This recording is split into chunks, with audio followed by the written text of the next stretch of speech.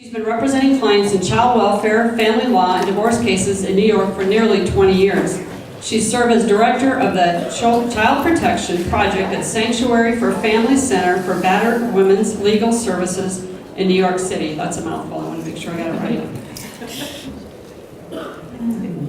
And program director for the Incarcerated Mothers Law Project at the Women's Prison Association. Ms. Zuccardy was trial and appellate co-counsel in Nicholson v. Williams, the landmark class action lawsuit in which the federal court found that in New York City's practice of removing children from battered women and prosecuting the mothers for child neglect was unconstitutional. Ms. Zuccardy serves as faculty member for the National Judicial Institute, receives appointments as appellate attorney for indigent parents, and provides consulting and training to child welfare and domestic violence agencies throughout the country. Hence, she's here today. Ms. Zuccardy also represents children who have been abused in foster care or illegally removed from their parents in civil rights lawsuits in federal court. In January 2012, she began a solo practice in New York City. And as you can imagine, she's been the recipient of numerous awards for her legal activism and pro bono work protecting the rights of families and children. So please help me welcome her.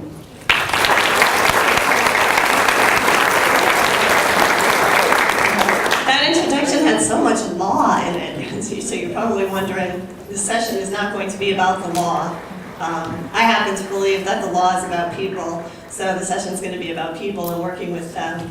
Just in this context, but I want to say first, just to get, some applause, I drove here from New York. And compared to Ohio, Indiana, and Illinois, Nebraska is hilly. So I'm really, really happy to be here. What I'm going to talk to you about today is something that's very, very important to me. I'm really happy I got the best slot this morning, not the first slot, not the food coma after lunch slot. So I hope to have a sort of engaged a presentation here. There's a lot of you, so we can't talk as I usually like to do, but hopefully you'll be informed and engaged. As I said, my introduction highlights my experience in the law, and I'm definitely a lawyer. And that's what I do for a living. But over the years working in the field of domestic violence and in legal services, I really come to believe that, and it sounds a little cliche, but a holistic approach is imperative on all parts of the spectrum of dealing with cases involving domestic violence. And by holistic, I don't mean you go to the advocate, you go to the social worker, you go to the lawyer, you see the judge. I mean everybody really understands everybody else's roles, duties, abilities within the system so that you can actually, holistic isn't just a bunch of service providers meeting needs. It's a bunch of service providers meeting needs who understand each other's roles. And that's become really important to me as I've worked with so many women and children and even represented men, not always men accused of abuse, but fathers. So I've really seen working if you work in a shelter system, you meet women who are in crisis. It's usually the worst cases, and they want to leave. When I started working in the child welfare system, I met very different types of families.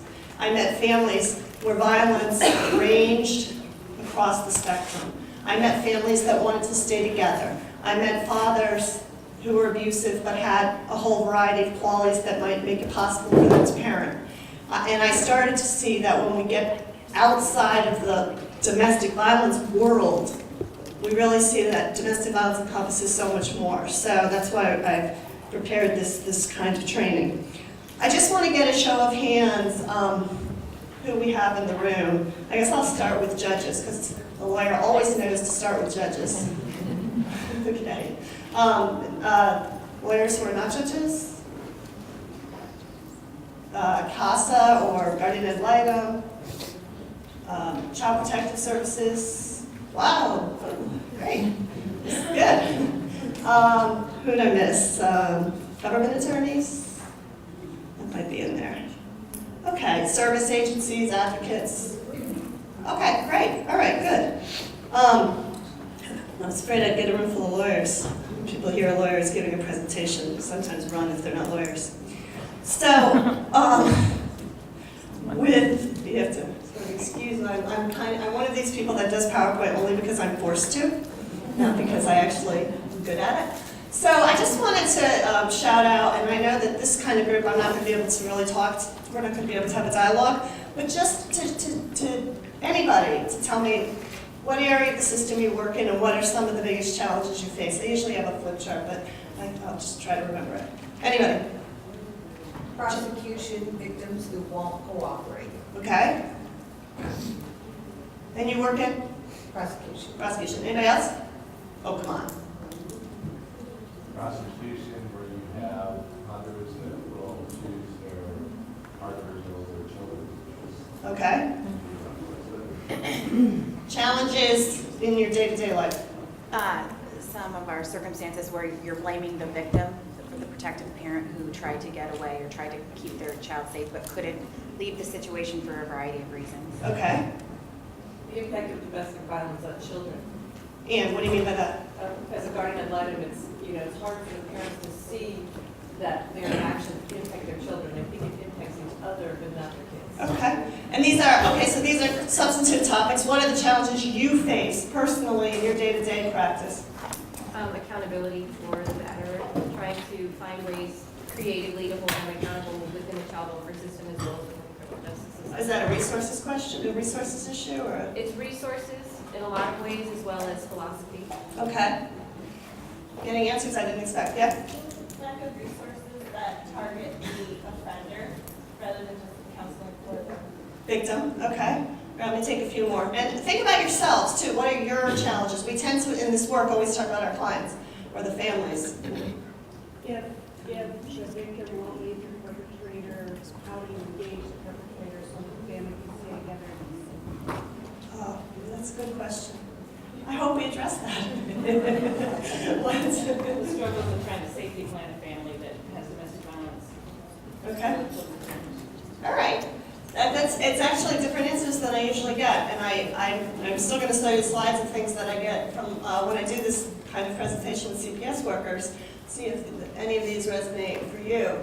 I tend to get, when I talk specifically to CPS audiences, people talking more about their frustrations with the setup of the system, as well as with the clients, their own time, resources, and I know this is going to resonate with all of you. And I appreciate that you didn't go first to your own, I haven't had a caseload, but talked about the victims. But these are some of the ones that have come up over the times that I've done this. And none of yours are on here, so I'll add a new slide because I was thinking of it a different way. And we're going to talk about perspective later and how my perspective of what I was asking you was different from what you were hearing, which I think is great. But these are some of the things that we find, especially in the child protective world, that, it's like another problem and there's not a lot of resources and what do we do about it? And if I identified she might not want to prosecute, these sort of like, we've got DV again. And also, in CPS cases, I often find that the woman would rather fight that she's more scared of the government than she is of him. And it's the devil, not the, and to try to change that, that for her is something that can be very challenging, but if you're aware of it, you can do it. So what I'm hoping for today, this curriculum came out of a 2-day supervisor's training in Kansas. Oops, supposedly I'm not supposed to talk about Kansas. Yeah, Go right ahead. Oops. I don't know why, but their football team or something, I don't know. I developed a curriculum, and so this is a shortened version of some of the things, that I really hope to achieve in the training. But I do have some modest goals for today, and I really want to be provocative and to try to get you to think outside of, it's not a comfort zone, it's a habit zone. To try to get you to think outside And you know, I have a fairly, even though it's solo practice now, I do a lot of pro bono work still. I have low-income clients who pay me. It's very hard not to, you know, just jump to, I don't want to say conclusions, but your old habits. So I'm hoping that, you know, today we'll just sort of provoke you to look at how you're doing things. And we're going to talk a lot about context and perspective, and hopefully give you some practical tools, which I think is an important part of these sessions that sometimes gets shortchanged. So, domestic violence. We all know what that is, right? More or less. But as I said before, the definitions of domestic violence and the domestic violence world can be a little bit, I find, myopic, and the term has morphed into a very general term that covers, he verbally abused me, which I'm always like, what did he do? Like, what did he say? You know, we've sort of started talking about domestic violence not in specifics, or at least our clients don't, and not in, I'm going to say clients, even though I know it's litigants, clients, however it goes. But, so I want to talk about, just go over quickly some of the definitions, but to go a little beyond definitions and talk about behaviors and dynamics, so we're sort of on the same page. Obviously, you know, I assume that everyone's pretty much aware of the types of domestic violence that we encounter, the physical violence being the easiest and most obvious. Sexual abuse is one that I find to be overlooked. In New York, sexual abuse was not grounds for an order of protection in family court until very recently. It was not considered domestic violence. It is now. Emotional abuse, put-downs, insults, verbal abuse, and that's why I try to get people to, when people say, he emotionally abuses me, he verbally abuses me, you really have to go deeper. What does he say? I want to know what he says. And it tells you a lot about what's going on. The economic abuse is a biggie, and it can show up very obviously, but it can also exist in subtle ways. I had a client recently whose wealthy husband paid every single bill. They were separated, but he wouldn't give her money. She would like have to call him. Like, she had a little credit card and she tried to buy a coffee one day. I was with her and she started crying and wouldn't even clear. And it's like, she lived a fairly high lifestyle, but she did not have a penny to spend on a cup of coffee unless it was okay by him. And then controlling social and community ties, which is sort of not obviously allowing people to go to church or, again, those things, you really have to look at what's going on, sometimes to pick up stuff like that. A client of mine used to leave the house in pants because if she wore a skirt, her husband would know she was going to church, and she didn't want him to know, so she would change in the bathroom. You know, so things like that, but controlling behavior that way. Now, physical violence is the scariest for all of us in our practice because, for obvious reasons, could lead to death. But it's an interesting phenomenon that we have, which is the actual percentage of cases involving highly dangerous and potentially lethal violence is fairly low.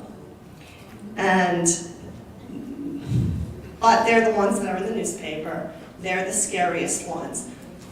It's a mistake to develop an entire case practice around these people, because it does harm children. If you react to every situation as if it's a potentially lethal situation, you are going to harm families and you are going to harm children. Problem is, this is very frightening. And, you know, I'm lucky as a lawyer. It's a little bit of a cop-out, but at the end of the day, if I tell my client, I think he's really dangerous and you need to get out of there, and she says no, I could be like, you know, like, I'm done, I've done my job. So I'm in a little bit of it's a much easier situation than most of you, judges, CPS, and things like that. But just to monitor your own feelings about the violence and whether or not you really think it's potentially lethal. We're going to talk about that a little bit more. But we shouldn't frame our work in terms of he could kill her. He could, but let's look at everything and try to make a reasoned assessment about the situation. Otherwise, anytime there's DV, we're going to be breaking up families. I don't know what we're going to do with all these guys. You know, well, that's been part of my thing in thinking about this work is, you know, where are we sending them all? You know, Batters Island, like they're in the family, they're in the life, they're in the child's life. We've got to figure out who can stay there safely and who can't. So that's part of it. So more typically, I mean, it's a natural impulse because we're so scared of getting it wrong. So I'm not putting you down, but that just be mindful that you might be doing that. So more typically, what we see is, you know, the coercive control, which has been the past 10 years sort of more of the definition. And it's the definition that's too long to put in a PowerPoint, but it's very important. It's when an intimate partner exercises a pattern of abusive and coercive behaviors against the other intimate or former intimate partners. And the purpose is to gain power, control, and dominion. It's to control them. Whereas the physical violence may be a controlling tactic, but it's many women say that this is worse. And the incidents may appear to be minor in isolation, but when you look at the pattern, we're going to talk a lot today about context and patterns. When you look at that in its entirety, you see that they're not. A client of mine, I'm not telling war stories, but I do like to give examples because they may resonate for you. We've really managed to keep the guy very rigidly on a visitation schedule, no contact, pick up and drop off the precincts. He keeps cutting their daughter's hair, okay? Because this is all he has left. And just beautiful hair. And it grows fast, it's curly, and he cuts it. I'm going to go to court and say, Your Honor, stop him from cutting her hair? Of course not. But she knows what it means. This is coercive control. He's like lost all other ways to exercise power and dominion over her. So he does it, and CPS actually came in and said, stop cutting her hair, because he called CPS on my client. Stop cutting her hair, and he does it anyway. What, are they going to bring a child neglect case? I mean, so that's the type of stuff with coercive control that can fly under the radar that makes it, I mean, my client, she just is subjected to this kind of little stuff all the time, and trying to get to use the legal system to stop that kind of stuff is very, very difficult, but it's important, obviously, that you're, you know, paying attention to it. I'm not going to belabor this, as I'm sure you guys know a lot about this already, but I think the important point on this slide is that if she takes a small step to assert independence, the payback is going to be bad. And it's going to be something, telling the family something, or, and I'm sure you've heard women say this type of behavior can be worse than being hit. I mean, when you're hit, it's maybe once every couple of months. When you have this in your life, it's every minute of every day. And so we have to look at this stuff. And what I find interesting is that, you know, I'm a lawyer. The government can intrude in cases of safety, right? So is coercive control sufficiently making the family unsafe to warrant government intervention? You know, it's a hard one. But you have to know what's going on to understand context to make your assessments about how you're gonna work with the family. In little things like returning the child late from visitation, things like that, just to show sort of dominance. So when you're talking about non-physical violence, you're really looking at a spectrum of behavior, a lot of little things that when you add them up are a lot. And hopefully, I mean, I have judges that don't get that, but we do our best in the custody, visitation, divorce context. So, how do you figure out what's going on? I think it's imperative that when we look at domestic violence, over the years, we've really changed our approach. We started to change our approach. We moved from the physical stuff into coercive control. And now I think we have to go further and really, really start making sure we look at context. So what do I mean by context? It's what is going on around the event? What is going around the striking of the person? What is going on around the coercive control? What is the context for the behavior? I think that, think about what's his intent. Is he pissed off? Is he trying to get her not to go out? Is he, and of course you don't know what anyone's intent is for sure, but to really start thinking, is it a pattern? Is it an isolated thing where he just blows up and uses violence as a means of controlling her? What is it? Really important to say, what is the meaning of the act to the victim? And the haircut example is perfect because she knows what it means when he cuts her daughter's hair, which he has now done 3 times in 7 months. And she knows what that means. He is telling her, you can take me to court, you can have me arrested, which we did, you can have us pick up and drop up at the precinct, but at the end of the day, and he does things like with clothes too, but the haircut, she knows what that means. And her perception of behavior is very important. And I happen to completely agree with her. But like I said, what am I going to do? Go to a judge? Get an injunction to stop cutting hair? But that's important in understanding this family's dynamic. It's important. So I do think it's going to escalate to worse than that, but it's important to understand that. The effect of the act on the children. So the girl comes home and cries. Tell daddy, can you tell daddy really loud not to cut my hair? So my client's in this horrible situation because we have a picture. So I love Facebook, but the girlfriend, my client somehow has access to his girlfriend's Facebook page where they have a picture of her getting her hair cut, and she looks horrified. You know, but she's not going to stand up to him and tell him that. So you've got this haircut. Again, it's a haircut. It's wreaking havoc on this child because she doesn't have control. Her mother doesn't have control. And she keeps losing her beautiful hair. And they look at my neighborhood, so I see it every time she gets a haircut. And her hair is beautiful, short, long, she's a beautiful child, but still. So what's the effect of what's happening on the family? And the haircut's a small example, but a big one in some ways. But what's the effect of the behavior? Some clients, you know, something, he holds on to the money and she's like, he's just trying to control me, but my mother lends me money when I need to. So you're going through, in context, you're going through this sort of chart of looking at context. Culture is a big one, and I want to just, culture and community norms and expectations. I'm sure I don't understand what goes into play here in Nebraska, but obviously I do understand in my own state that there's a lot of even just neighborhood by neighborhood. We do have rural areas in New York, believe it or not.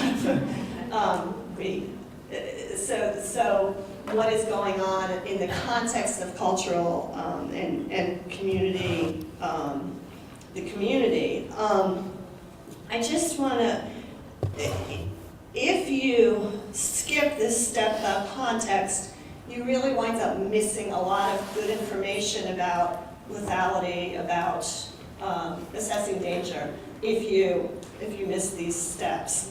Let me just, I want to ask, now I'm scared since I didn't get the answers I thought I would get before, but culture. We talk a lot about culture, at least, and it's a big ticket item in every training we go to in New York. But we don't really know, what is culture? I mean, just this one you could just yell out. Give me an example of culture. The culture of what? A category. Farming. Farming, right, okay. Where you live, geography, or what you do. Entertainment. Entertainment, Race. race, Religion. religion, Poverty. economic status, Customs. customs. Say a little more. I'm sorry? Say a little more. Customs, community customs. Such as how men perceive women. Oh, gender, some gender. Yeah, okay. Family culture, right, it can be micro. It can be micro. And when we think of culture, we do, our go-to is race, gender, sexual orientation sometimes. Those are our go-tos, but culture is so much more than that. And it's a great definition. I stole with permission from Dr. Warrior. Culture can be the culture of this conference. You know, it can be anything. It can be big, it can be small. And I think this is a really good definition. And we picked up most of these. And one of the things we talked about, place type of employment, farming, things like that. The culture of the courthouse, right? Culture of your county. I practice in 5 counties. They're like completely different because New York City has 5 counties. And recently I had a case and the non-respondent mother was a victim of long-term domestic violence, and she had a good lawyer. The abuser had a good lawyer. The CPS attorney was a good attorney. There was a good caseworker. They had a really good judge. And she called because she wanted a new lawyer, and she said it was like it being in a different country. Like it was like they had practiced what they were going to say. Her outcome was great. It was no visitation. Unfortunately, the father is mentally ill, extremely mentally ill. So her outcome was fine. No one blamed her for anything. The visitation was suspended, and mental health records were being collected. And she said it was just a different world, and I felt so uncomfortable. And that started me thinking about the culture of our courthouse, you know, the culture of our proceedings and things like that. So it's important to think about, and these are just, I mean, there's so many more, but these are, it's just important to always be thinking about it.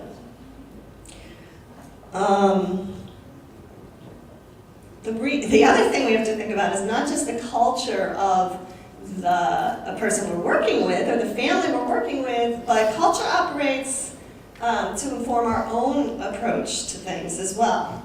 So we have internal sort of things going on for us based on our culture, and you know, most of us, we've been doing this a long time, we're sort of trained to self-monitor, but at the same time, everyone in the room is operating from various culture in the very broad sense, various cultural places.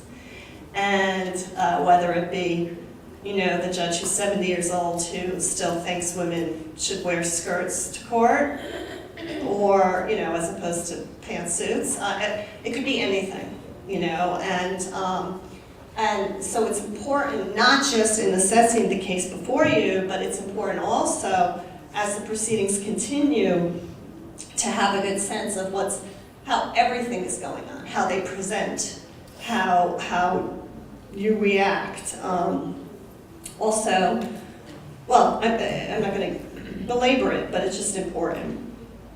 The other context, culture, and the third big ticket item that I'd like to sort of focus on in training people about working with these families is perspective. So we're going to do 2 seconds, let's see. All right, everybody look and get your first reaction. Is this a duck? Raise your hand, quick.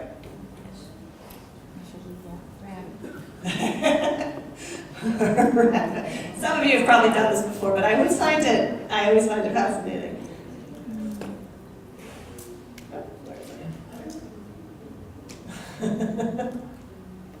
Are these birds? Quick. Yes. Right? It's this one's kind of funny, but when you really look at it, they're weird looking rabbits, but they're rabbits. Now this one's interesting. What's your first instinct? Obviously, right? It's not. It's wrong. Your first instinct is wrong. if you take a ruler and measure it.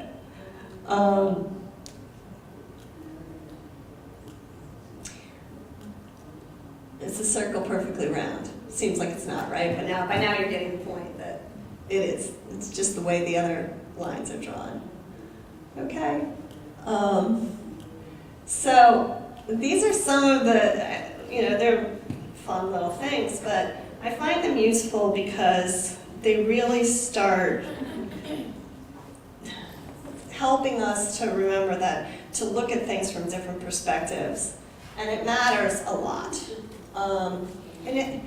It's not look at it from a different perspective, it's look at it, readjust your brain, and sort of look at it again.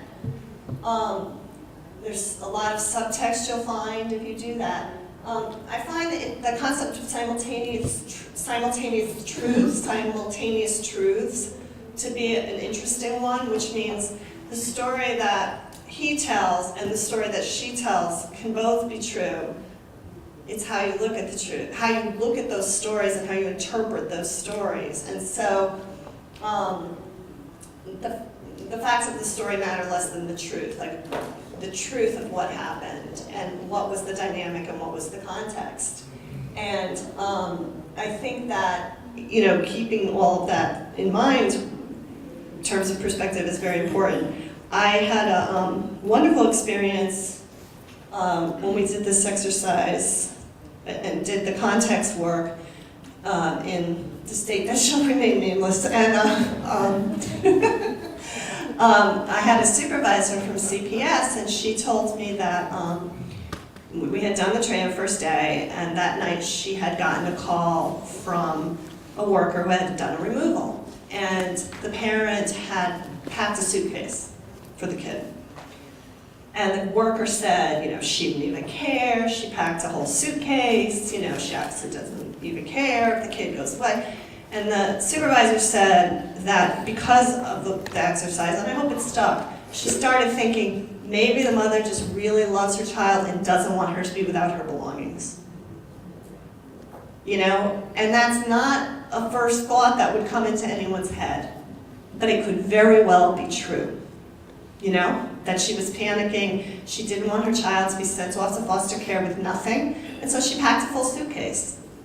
It still could be that she was just like, get her out of here. I don't know. The rest of the context has to be examined, but that was a great story, and it was a real example, and it obviously was what I was shooting for. So that's the kind of thing I'm talking about, that when you jump to I won't say jump, I don't believe any are jump to conclusions, but when you come to a conclusion, to maybe take that extra 2 minutes and think, is it a rabbit or a bird? Is it a rabbit or a bird? That's, that's an important sort of point, that if you take nothing else away from here, just, is it a rabbit or is it a bird? It is an important sort of mantra to have for yourself as you work with these families. Again, this is just sort of a recap, but recognizing and distinguishing, looking at context, looking at perspective, looking at culture, it takes a lot of work, but at the end of the day, it saves you so much work, because your intervention is going to be, if there's a need for an intervention, it's going to be so much more effective and targeted on what's actually going on in the family. And there are definitely families where the safest, best option is separation and tight supervision of the abusive partner, but there are many cases where the best interest of the children, the safety of the children can be served in different ways. And if you don't look at the whole situation, you're not going to make good assessments, and you're not going to make good service plans. And important to listen. It's very, we hear that, but I'm not great at it all the time either, and that's why I have sympathy. Especially now that I'm in private practice, my caseload's a little lighter, so I even have a little more ability to do that, and I find myself being short with people sometimes because you just, yeah, but you try. And you monitor that's just part of monitoring your own assumptions about what's going on in the family. I mentioned over-reporting, and that's a big ticket item. We have a bit of a problem in New York with over-reporting. At this point, the new cause du jour is corporal punishment, where corporal punishment is legal in New York, and schools, I've started to notice a trend, are reporting any incident of corporal punishment, whether it be isolated, non-excessive, and it's just, they think, oh, we're erring on the side of whatever, and what they're really doing is using up resources on cases that are not justified. And so there's a lot of, if you're already involved with the family and you're not CPS, or if you are CPS and you're wondering if you should call in another report, if the family is already in the system, really ask yourself, like, do I need to make another report? Because at least in New York, it's such a tremendous amount of resources. We have to do the 30-day, the 7-day visit, and the 30-day visit, and it's just, and if the family's already involved, I don't always see the points of it. But the diversion of resources from cases of child abuse is a huge problem, and just be mindful of reporting to CPS. Don't do per se reporting.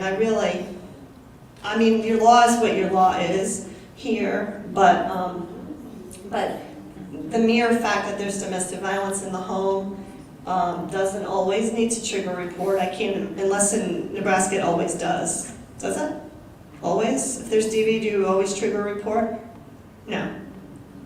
It's okay, it's a danger.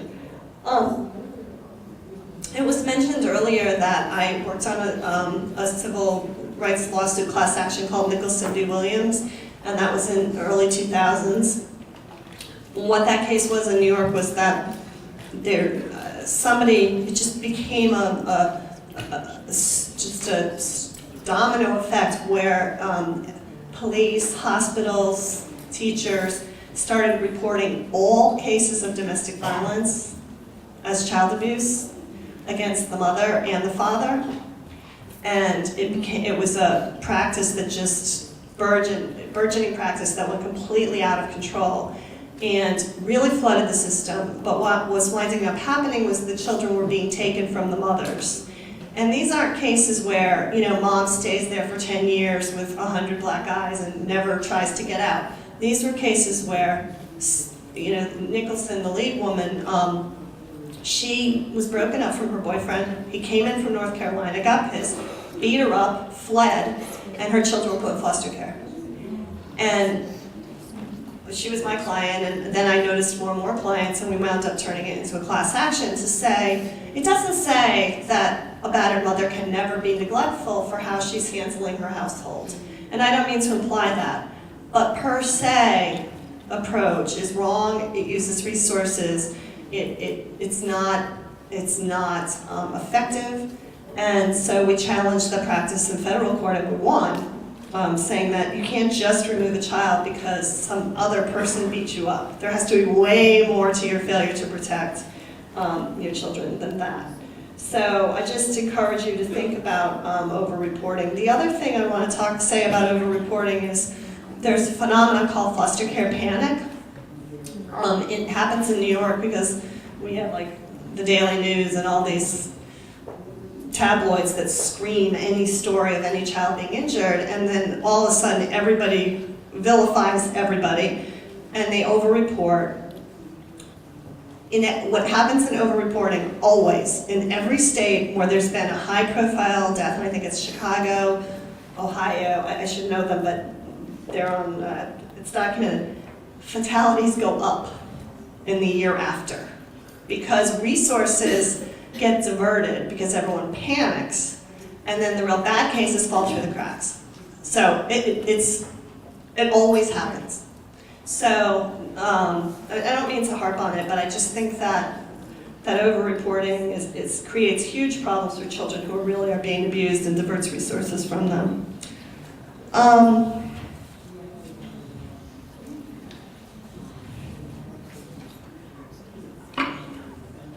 I want to talk now, getting into, one of the things that happens in domestic violence trainings, a lot of the times I noticed over the years with CPS is we say, hold batterer accountable, and then we do a training about the woman for like an hour. And it started to strike me over time, and I started working with our Children's Aid Society is very progressive, and they have a group called Working with Abusive Partners, and they're one of the first groups in the city to recognize that if we're going to hold batters accountable, perhaps we need to talk about them and talk about how we're going to talk about them and involve them. So I am not starting out with victim behavior. I'm going to talk about behaviors of abusive partners. And it makes us uncomfortable. There's myths and sort of assumptions that have been out there in the domestic violence world for so long. He can't change, he never changes, he this, he that. They're generalizations, and in reality, in these caseloads, we're dealing with real people, some of whom want to stay together and some of whom may be able to. So you have to, this is where I start to think, the group Working with Abusive Partners, which is run by a very committed domestic violence advocate. I said to someone I was developing curriculum with them, and she said, oh, they love batterers. I was like, we don't love batterers, We recognize that many of the children in our lives have fathers who have abused their mothers, and you can't just throw the fathers out with the trash. It doesn't work that way. So we don't love batterers, but we do try to understand the dynamics of what's going on. There's no excuse for violence, et cetera, but looking beyond what's going on helps you come up with interventions that are going to be more effective. And one of the really important factors is the readiness to change and to see if there's that whole middle ground of abusive partners who have a lot going on in their own childhood, who have a lot going on, who were traumatized in their own way, or who just grew up with a sense of entitlement, maybe cultural, I don't know, but looking at it is really important. The mental illness stuff is very important. The case that I just picked up, the gentleman is severely bipolar, to the point where he's all over YouTube doing crazy things. He's also violent. And we're parsing out, is he a mentally ill person who gets violent when he's mentally ill? But I look at, when he's stable, what is his behavior like? And it's coercive control, up the, But to understand that he's not a batterer, I don't think he's a physical batterer, I think he's a mentally ill person who gets violent. But I do think he's a batterer. Because when he's stable, so looking at that kind of stuff, it really helps you parse out what's going on in the family, and with the situation. This chart's real hard to read. I'm sorry, I keep trying to make it bigger, but it just talks about sort of the context of why men are able to have a sense of entitlement that they don't even know about. And it's self-explanatory, but you get to the top of it, and at the end of the day, they have a choice to start trying to change. The abusive partner typically has rules, and it's important that you understand his rules when you're working with the family so that you can understand what she's living under. His rules are that he makes the rules, and that he's entitled to everything from her, and that to understand that he's coming from that perspective is helpful in working with her and in working with him. Now we ask all the time, why don't women leave? Or why does she stay? Or why doesn't she leave? But we rarely ask what he's getting out of it. Why does he stay? Why is he so committed to this marriage? And sure, there may be jealousy or some psychological issue, but there's a lot of benefits, just practical day-to-day benefits. A lot of times he gets to keep her money. He gets a societal stamp of approval for being a married person in a home with a child. really doesn't suffer many consequences unless he does something physical to her. And he very well may love her and his children. So you have to think too that he's not just staying to aggravate her. Like, he has some things going on as well. And how does he parent? The typical, there's 3 types of ways that battery behavior can be, a child can be involved in battery behavior. Obviously, they see it. They may get involved in a certain way by, being put in the middle of it. And I'm talking about child abuse here, which is a completely different topic. This is about children in homes where there's domestic violence. Children being abused directly by the father, that's obviously a different case. But a big one is the use of the children as tools and pawns to control or hurt the mother. And I think in some ways, that's almost the most long-term harmful. I'm not a psychologist, and I'm sure you've heard from, I saw some wonderful speakers on these issues, but in my experience, just as the women say coercive control is worse than physical violence, like the children really, and I've kept in touch with a lot of the children over my 20 years, that sort of feeling of like being between the parents, and it's my job to keep him calm, and Daddy says that if you would just get back together with him, everything would be okay. That's so stressful because the child knows everything won't be okay. So they're being used as this sort of pawn, and I think that it's really harmful to a child. But what this does, it's not just the harm to the child in terms of the direct exposure to the violence or being used, it's just the parenting, the modeling by the parent is really poor. And it can, now this I'm going way far afield because that's not obviously I'm a lawyer, not a psychologist, but like just in terms of how boys learn to act toward women and how girls learn to act toward men, or to suddenly, to be subservient. And so it's those sort of even if the top 3 don't, even if the child's not home when there's violence or they're not being exposed in that very serious way, they are in a position of watching this type of behavior. They know what's going on. They know the dynamic. I mean, we all lived with parents who I'm sure were at least a little dysfunctional, and we know what put us on eggshells growing up. And just imagine if you could throw in the mix that your parent might get harmed, how stressful that would be. Thinking about him as a parent is important, and we're going to talk about later how we're going to confront him with that. They tend to be, and I'm not going to read the PowerPoint for you, but there's a lot of rigidity and a lot of sort of strictness that sort of carries over into the parenting piece for an abusive partner. And again, important when you're working with the kids and the family to understand that the child is experiencing that type of parenting. There was I went to a session yesterday. Did any of you go to Judge Payne's session yesterday?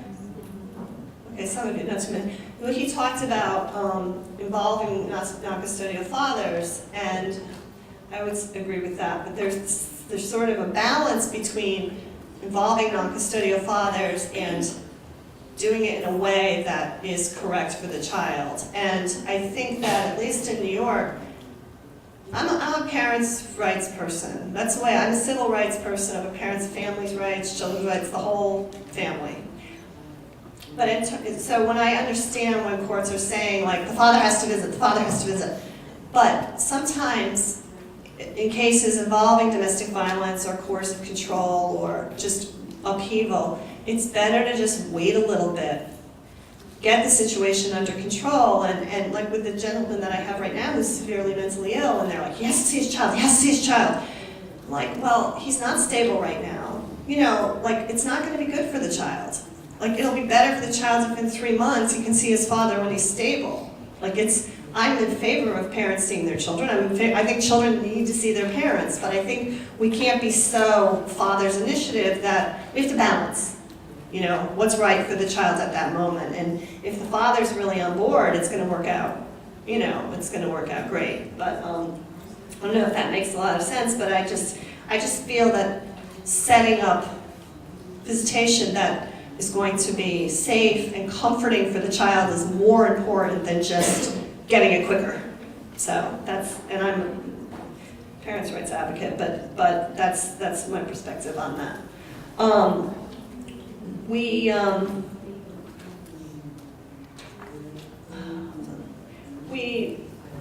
You know, this is all the bad stuff, but,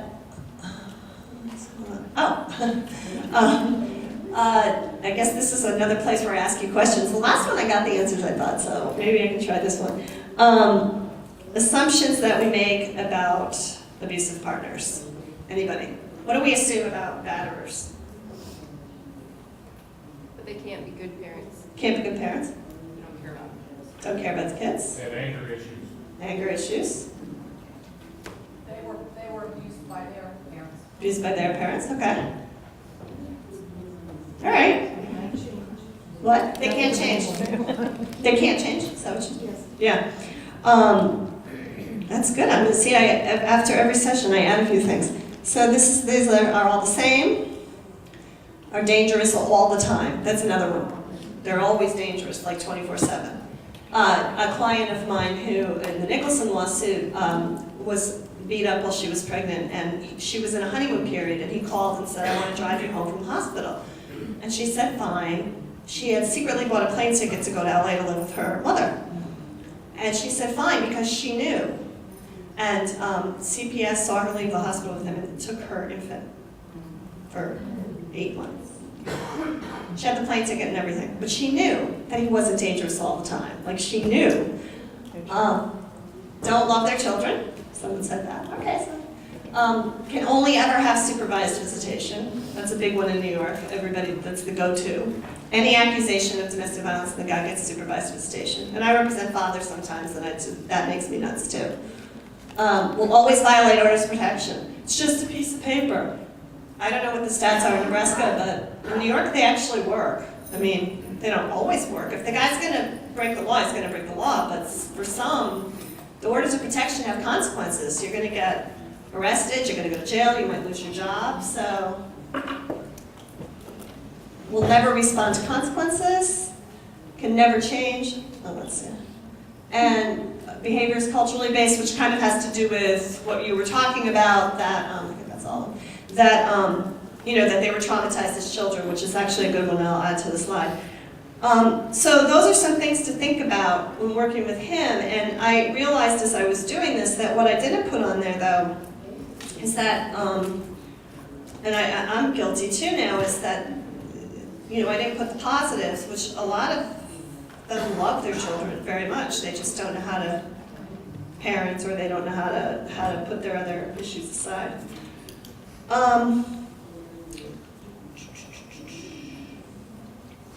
So discarding those assumptions, leaving them at the door, can be very important when you're working with individual families.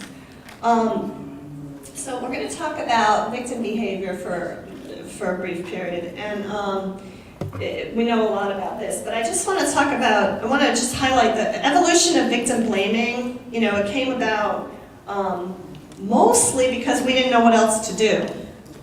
The criminal justice system had some tools for holding the batterer accountable, that catchphrase, but we didn't know what to do. So we had to say she should have left, and she should have done this, and she should have done that. And that's sort of how we got there. And what was interesting about Judge Payne's presentation yesterday is he talked about how the CPS system identifies mothers as being the primary caretaker and sort of puts the fathers at the door, you know, outside the door. And there's materials, excellent materials on your zip drive that I was reading this morning about that. But it's a dilemma, though, because it does tend to be the mother who steps up initially. Culturally, that's just what happens. Doesn't mean Dad doesn't want to. But, so we hold her responsible for the children. Same way that unfairly, perhaps, in cases not involving domestic violence, we assume she should be the primary caretaker. we also hold her accountable for anything bad that happens. And so there's this great ambiguity, which is a point of debate even today, about where victimization ends and responsibility for harms to children begins. And that was a lot of what was talked about in the Nicholson litigation, was when is a mother held responsible? And when is she just, protecting her children in a bad situation? So when you meet the victim, we sort of don't have the time, but you can incorporate these in sort of how you go about your business. Remember that she is panicked. She's in a situation where usually if you meet her, she's entering into a system, obviously, and she probably hasn't, she might feel scared that she's doing the wrong thing. I mean, even when clients ask me, should I do this? I say, I don't know the answer to that. The court system and the CPS system, they're all not predictable as we would like them to be. So all I can tell you is, this is a step you can take and so on, and hope that I can guide her through the experience in a way that's less traumatizing for her. But when you meet her, usually there's been a crisis or an incident. You're meeting her at a moment when her parenting is the most compromised. She feels guilty and helpless. And again, I'm not going to, you guys know domestic violence to some degree, so I'm not going to go through this at great length. But there's a lot of good stuff in your handouts about trauma by actual doctors. But for me, I think of trauma, and this has been approved by a licensed professional, this definition. It's a normal response to abnormal events. Like when my clients say, I feel good, and I say, that's normal. It's normal you'd be scared. It's normal, that's normal. It's a normal reaction, because sometimes they feel guilty even about how they're feeling. And there can be whole seminars on trauma. I saw there was some on children's trauma, but that she is, when you meet her in crisis and in trauma, and you have to realize that through that, look at everything she's doing and saying, and it's possibly him too, but through that prism.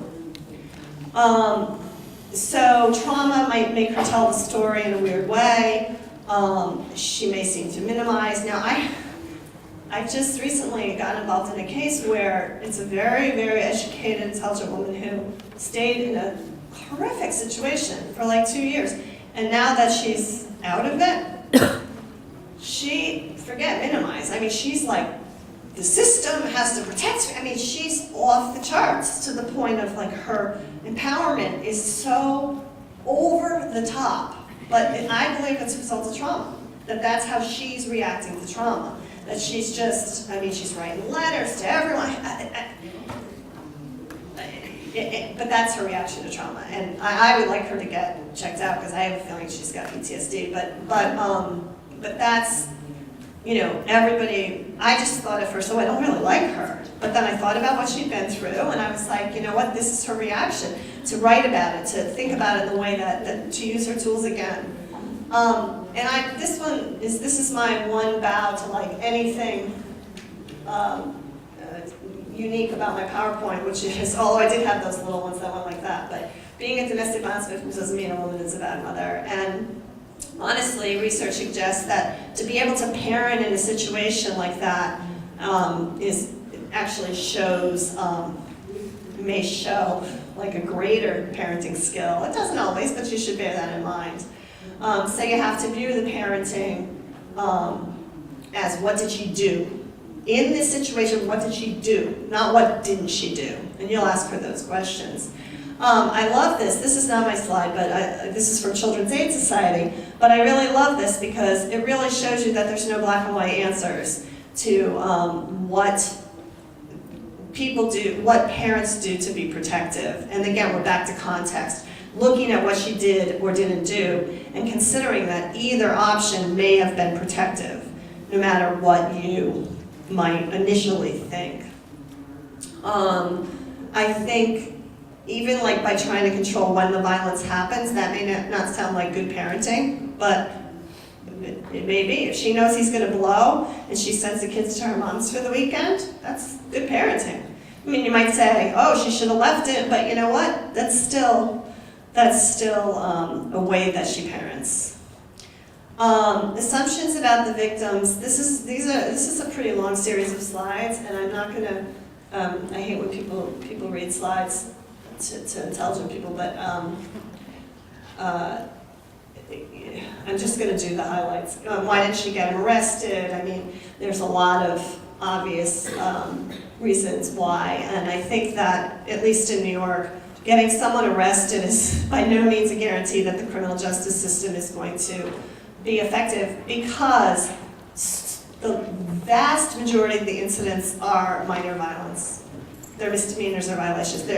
You get a felony, yeah, but the misdemeanors, not much they can do with them. First offense, second offense, they may get community service, so going to the police ain't always the be-all, ends-all. Why did she get a protective order? There's reasons. In New York, one of the big reasons is that once she files in family court, he's going to file for custody, and CPS is going to get involved, and a law guardian is going to, a GL is going to get appointed, so a lot of times that keeps women away from court.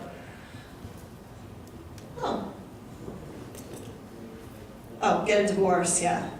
These are pretty self-explanatory, and they're on the materials, so I'm not going to belabor them.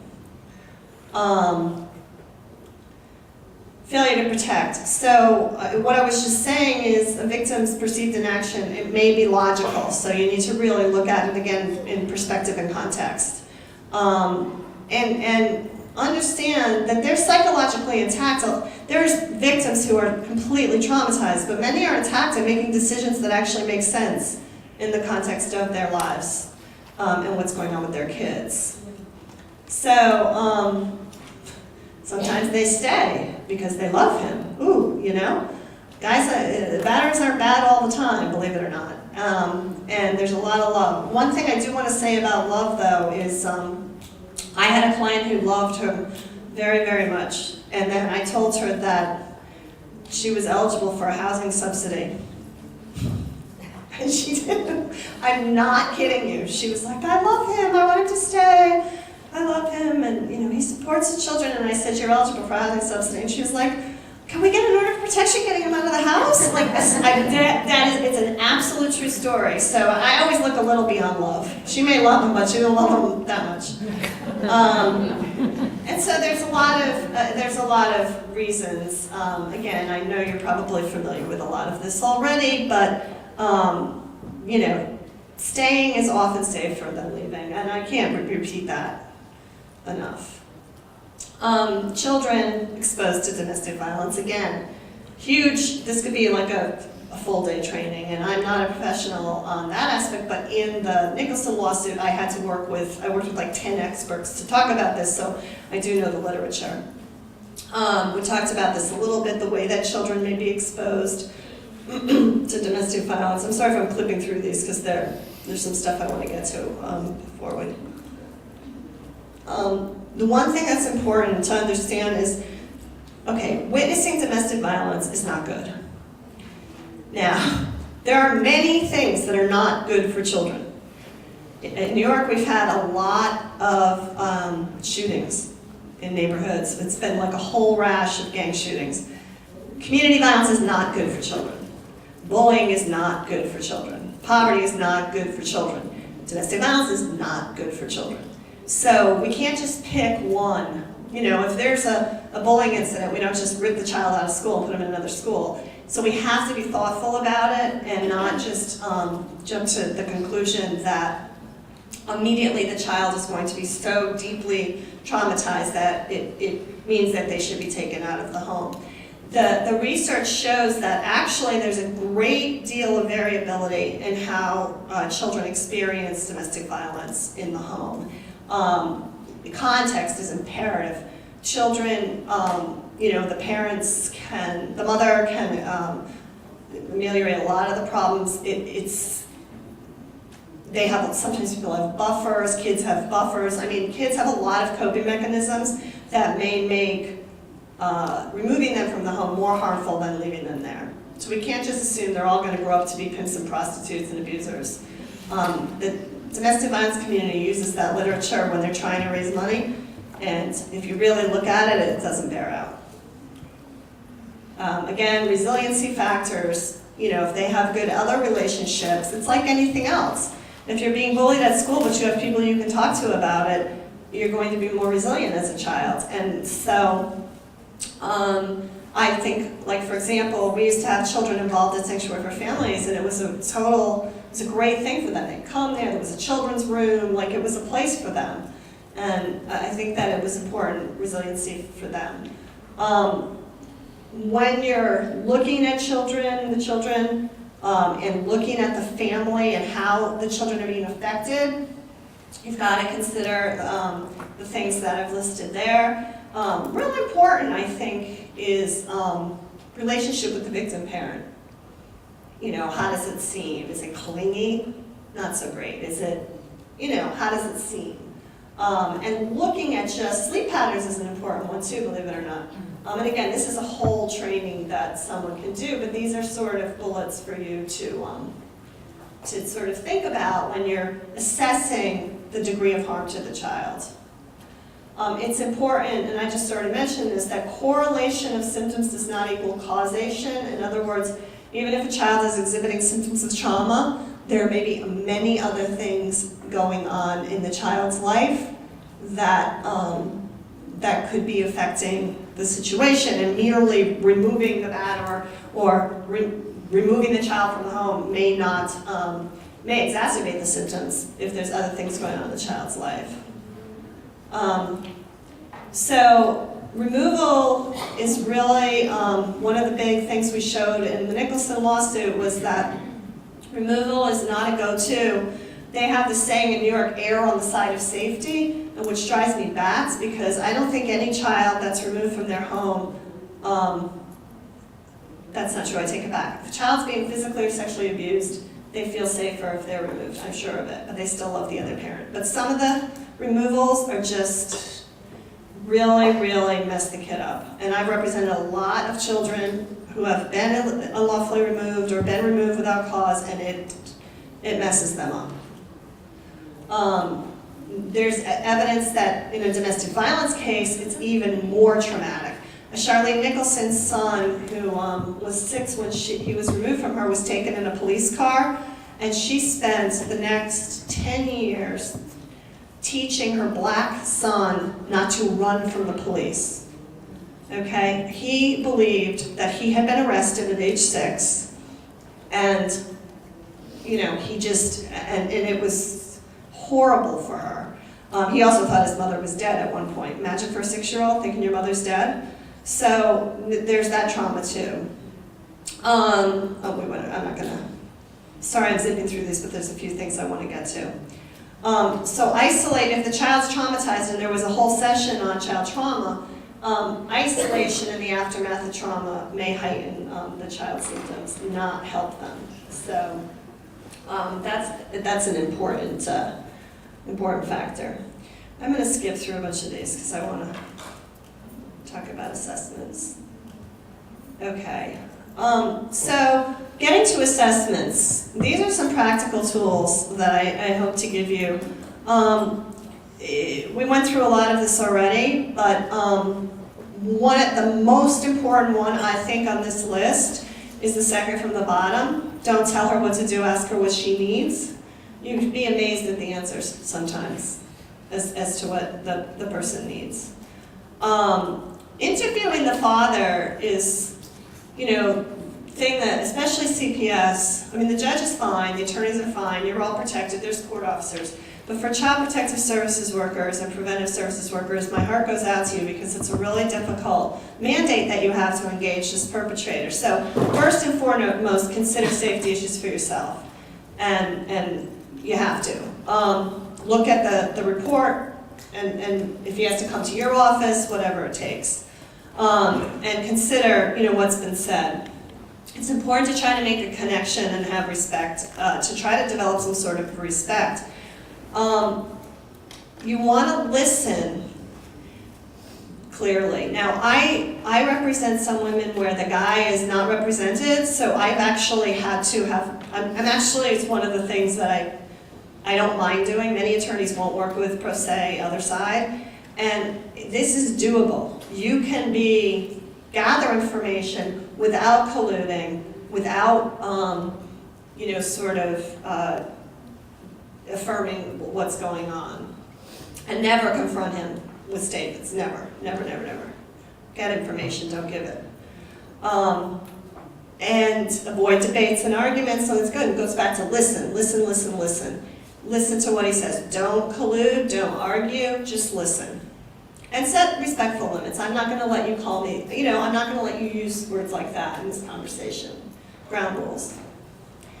If we don't do any of this, then we make the mothers responsible for everything, and we really overlook a significant opportunity to increase safety because, the father is there, and he can be worked with. So, again, this is a little bit repetitive, and I'm sorry I'm racing through this. I know you're going to put in the evaluation that I raced through the end. But we live for the evaluation. Talking to the partner is, and if we had time, I'd like to do little mock things, but using a strength-based approach. You can he's not all bad, or she wouldn't have married him. So it's important if you're interviewing the person to also try to identify strengths. Find out the strengths, the vision of fatherhood. Find culturally based positive role models. And try to help the person. You're not a therapist, but just the way you talk to this person, I think it can make a difference. There's super bad guys, it's not going to matter at all, but there's like a whole middle ground of people that it's going to be fine. And here's just some comments you can make.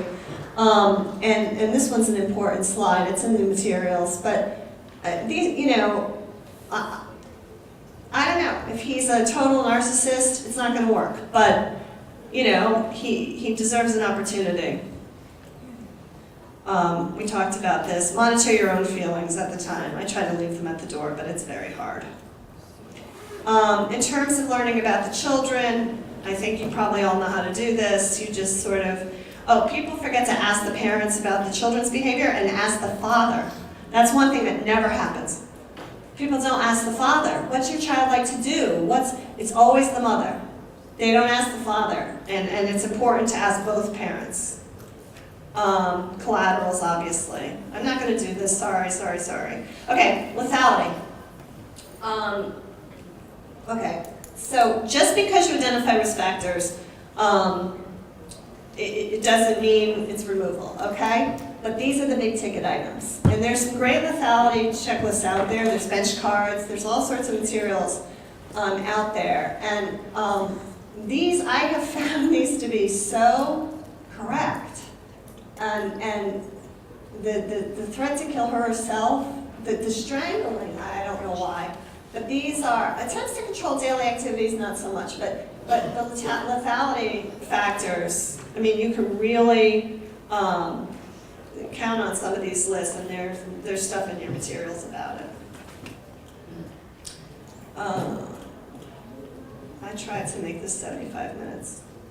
Keep the focus where it belongs, on him. It drives me absolutely crazy that you'll have a service plan, right? And mom will have like 10 activities, and then the father will be like, go to anger management. Why doesn't the father say like, engage with the school, or their plan is too short. And if the father's plan is shorter than the mother's plan, we have a problem. There's a certain reality. Obviously, we talked about resources.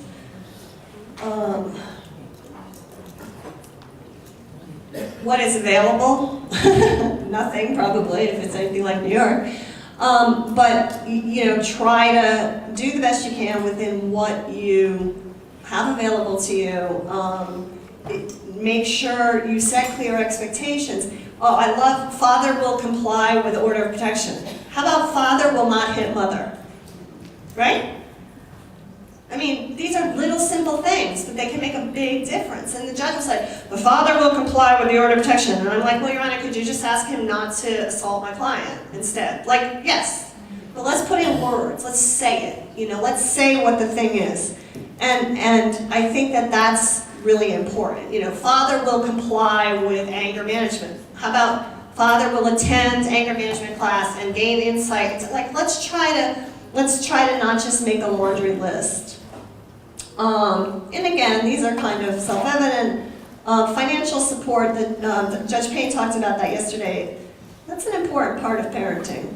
In New York, they would say, oh, I don't deal with support. That's a different part, which kind of drives me crazy. But I want to talk about, I'm so sorry that I didn't get to do this stuff, but so it goes. Parents who want to stay together. This is really important. We have 1 minute. They can stay together. It's possible for parents to stay together. And you need to really assess whether they're working together, whether she is willing to walk away if necessary, and what the mechanisms are for assuring that they can stay together. Ultimately, if the parents don't stay together, visitation. You gotta really, really think it through and make it very clear. If they don't want to be together, it's for a reason, and the visitation arrangements have to be very specific and very clear. And I find this to be one of the biggest problems. I spent the whole week before I got. Labor Day is always the worst. I want to pick them up at 5. It's my weekends. I want to pick them up at 3 on Friday. I can't, I have plans. How about 5?